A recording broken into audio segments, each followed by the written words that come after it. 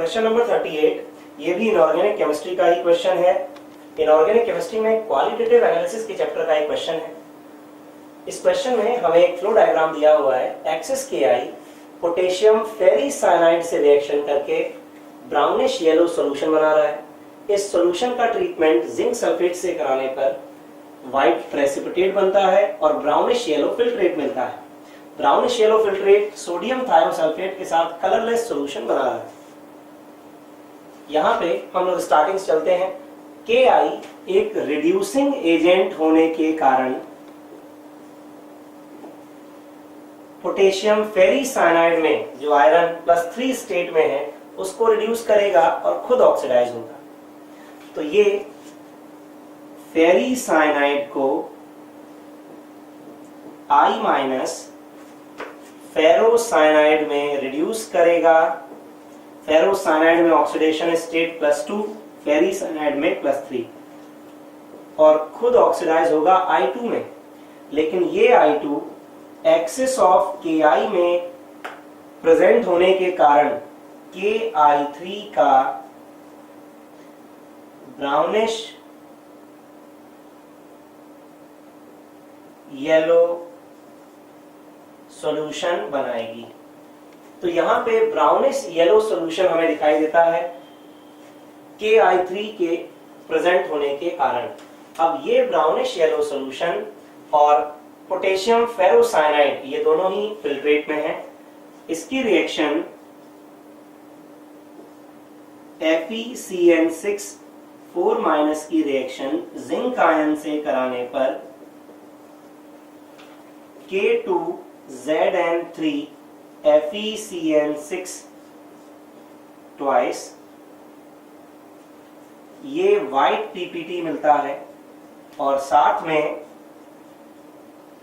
Ki3 yellow filtrate. तो ये white precipitate potassium zinc ferrocyanide और Ki3 का ब्राउन येलो फिल्ट्रेट। ये Ki3 सोडियम थायोसल्फेट के साथ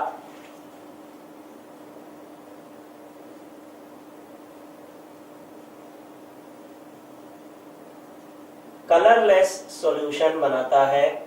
इस सॉल्यूशन में पोटेशियम आयोडाइड, सोडियम आयोडाइड और सोडियम टेट्राथायोनेट प्रेजेंट होंगे। ये तीनों ही कलरलेस होते हैं। तो फाइनली हमें कलरलेस सॉल्यूशन मिलेगा। तो according to given flow chart एक बार दोबारा देख लें। Excess Ki potassium ferricyanide को रिड्यूस करेगा क्योंकि Ki रिड्यूसिंग एजेंट है। ब्राउनिश येलो सॉल्यूशन बनेगा जिसमें पोटेशियम फेरोसाइनाइड और Ki3 दोनों प्रेजेंट होंगे।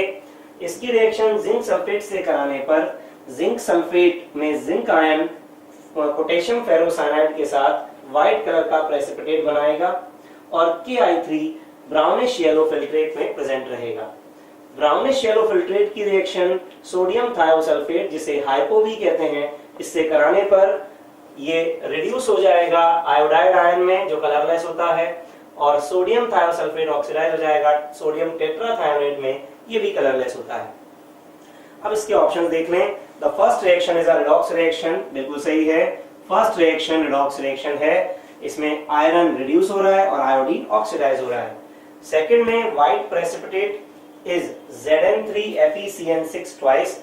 ये ऑप्शन रॉन्ग है क्योंकि व्हाइट प्रेसिपिटेट का फॉर्मूला ये मैंने आपके सामने लिखा है K2ZN3 FeCN6 twice.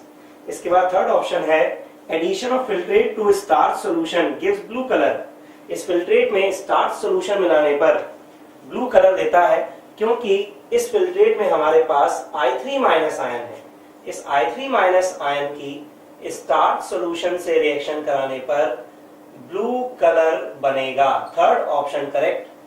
Fourth option में white precipitate is soluble in NaOH solution, एकदम करेक्ट ऑप्शन है K2ZN3 FeCN6 ट्वाइस। इस प्रेसिपिटेट की रिएक्शन NaOH से कराने पर जिंक आयन हाइड्रोक्साइड आयन के साथ सॉल्युबल कॉम्प्लेक्स बनाते हैं, इसीलिए ये प्रेसिपिटेट NaOH के एक्सिस के प्रेजेंस में अनस्टेबल होकर डिकम्पोज हो जाता है। तो ZnOH होल 4 2 माइनस और FeCl6 4 माइनस, ये कॉम्प्लेक्स एज इट इज रहेगा। NaOH के प्रेजेंस में ये डिकम्पोज होता है जिंक के कॉम्प्लेक्सेशन की वजह से, साथ में पोटेशियम आयन। तो फाइनली ये प्रेसिपिटेट NaOH के एक्सिस में डिसॉल्व होकर जिंक टेट्राहाइड्रोक्साइड कॉम्प्लेक्स बनाता है। तो इसके लिए option A, C and D are correct.